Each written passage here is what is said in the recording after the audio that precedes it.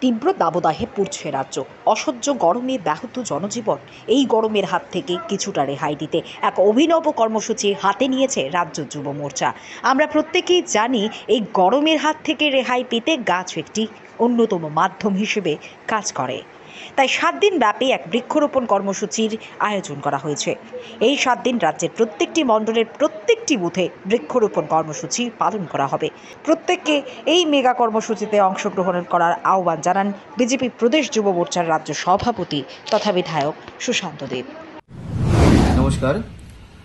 আমরা ভারতীয় জনতা যুব মোর্চা ত্রিপুরা প্রদেশ কমিটির উদ্যোগে আমরা সারা রাজ্যব্যাপী প্রত্যেকটা মণ্ডলের প্রত্যেকটা বুথে আমাদের 1 ভোট 20 ইউথের কার্যকর্তারা আমরা প্রত্যেকটা বুথে আমরা বৃক্ষরোপণের একটা মেগা কর্মসূচি হাতে নিয়েছি। একটাই উদ্দেশ্য, আমরা দেখতে পাচ্ছি সারা বিশ্বব্যাপী গ্লোবাল ওয়ার্মিং চলছে, প্রচন্ড তীব্র গরমে আমরা জনজীবনে প্রচন্ড অসুবিধা হচ্ছে। মানুষকে অ্যাওয়ার করার জন্য এবং আরো বেশি করে বৃক্ষরোপণে প্রত্যেককে উৎসাহিত করার জন্য যুব মোর্চার এই পদক্ষেপ।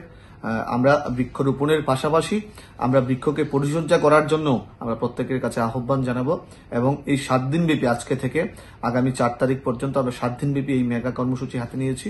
প্রত্যেককে অনুগ্রহ করে আবেদন করব এই কর্মসূচিতে প্রত্যেকে নিষ্ঠার সঙ্গে এই কাজটা করার জন্য এবং প্রত্যেকে উপস্থিত থেকে কাজটাকে সাফল্যমণ্ডিত করার জন্য। ধন্যবাদ, নমস্কার।